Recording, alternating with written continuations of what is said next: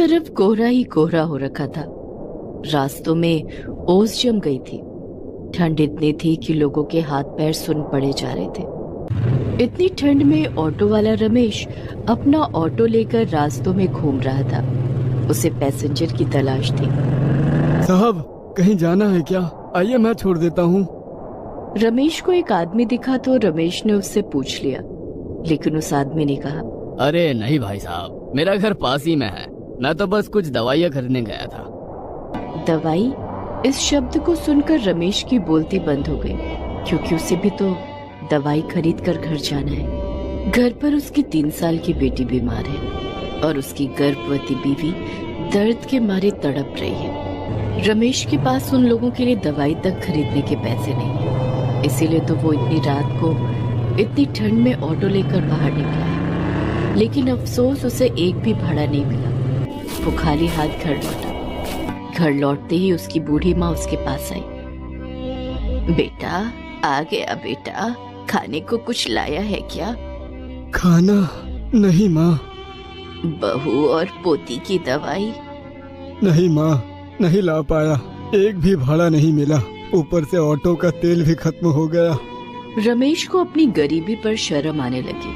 उसकी बेटी पूजा को बुखार है। उसने कहा, कोई बात नहीं पापा, आप आ गए ना, यही बहुत है। हमें बहुत चिंता हो रही थी।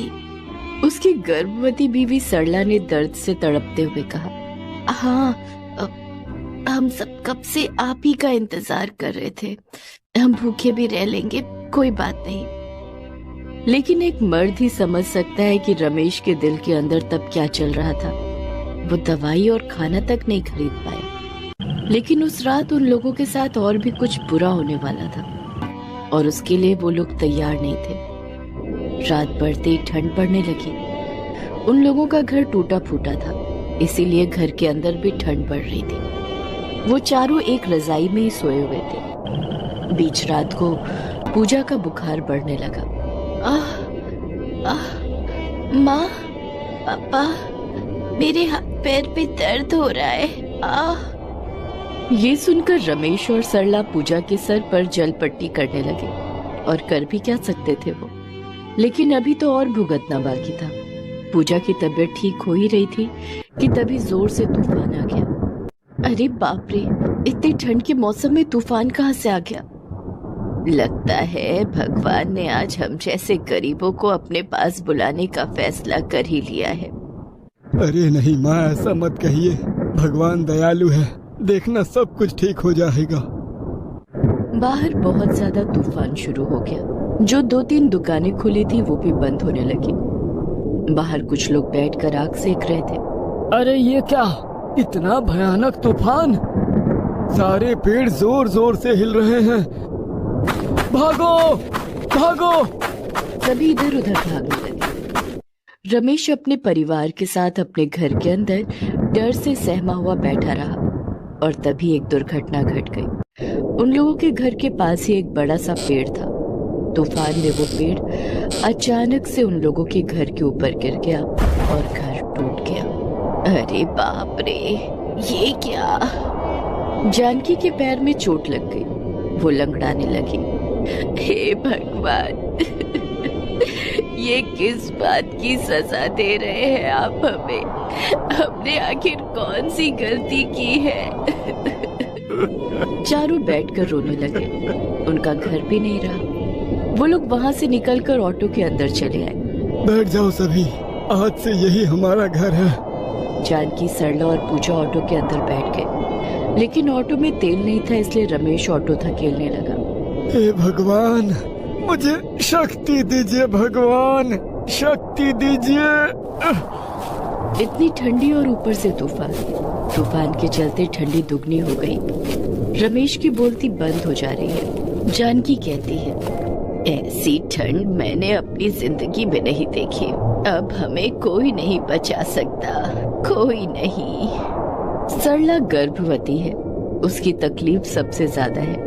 उसके पेट में भयानक दर्द हो रहा है, लेकिन वो बर्दाश्त करके चुप बैठी है।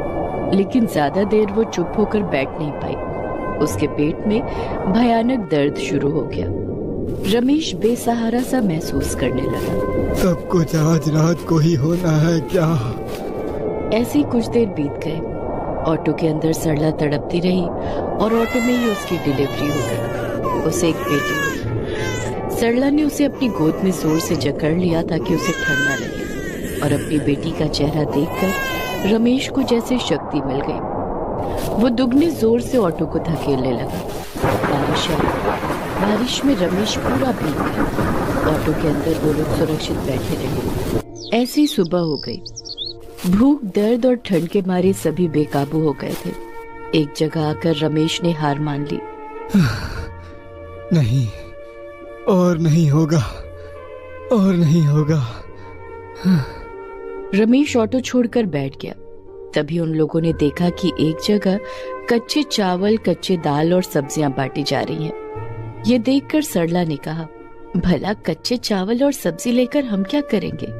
तभी पूजा को एक आइडिया आया। माँ, हम इसका इस्तेमाल पैसे कमाने के लिए कर सकते हैं। मतलब इतनी ठंड में गर्मा गर्म खिचड़ी किसको अच्छी नहीं लगती? हम खिचड़ी बनाकर बेचेंगे। पूजा का आइडिया सबको अच्छा लगा। नवजात बच्ची को लेकर वो 5 लोग थे, इसीलिए उनको बहुत सारा चावल, दाल और सब्जी मिली। रमेश ने लकड़ियों का इंतजाम किया और पूजा और सरला, जानकी ने मिलकर खिचड़ी बनाई। आइए साहब, आइए, ठंडे ठंडे मौसम में हमारा गर्मा गर्म खिचड़ी खाइए। ये सुनकर कुछ लोग खिचड़ी खाने के लिए आए और खिचड़ी खाकर उन लोगों को बहुत अच्छा लगा। अरे वाह, ये तो बहुत अच्छा है। हाँ, इतने ठंडे में ऐसी खिचड़ी मिल जाए तो और क्या चाहिए। पहले दिन ही 1000 रुपए की कमाई हो गई। सब लोग बहुत खुश हो गए। अरे वाह बेटी, तूने तो कमाल कर दिया। रमेश ने उन पैसों से कल के लिए चावल, दाल और सब्जी खरीदी और बाकी पैसों से दवाई और खाना। रात को उन लोगों ने पेट भरकर खाना खाया। कितने दिनों के बाद हम पेट भरकर खाना खा रहे हैं। मत रो माँ, मत रो, मुश्किल दिन गए, अब हम हर रोज पेट भरकर खाएंगे। खाना खाकर वो लोग ऑटो के अंदर ही सो गए। अगले दिन फिर से खिचड़ी बनाई गई और आज कल से भी ज्यादा लोगों ने खिचड़ी खाई। ऐसे ही हर रोज खिचड़ी बिकती रही और उन लोगों के पास पैसे आते रहे। उन्हीं पैसों से रमेश ने एक बड़ा सा ऑटो खरीदा और वो लोग ऑटो लेकर पूरे शहर में खिचड़ी बेचते रहे। अरे वो देखो, ऑटो खिचड़ी वाला आ गया। चलो चलो। हाँ हाँ, चलो चलो भाई, ठंड में स्वादिष्ट खिचड़ी खाने का मजा ही कुछ और है। ऐसे ही वो लोग अमीर हो गए और रमेश ने एक बड़ा सा घर खरीद लिया, लेकिन उसने ऑटो नहीं बेचा। अब उन लोगों को ठंड से कोई फर्क नहीं पड़ता। उन लोगों को सब कुछ मिल गया और सभी खुशी खुशी जिंदगी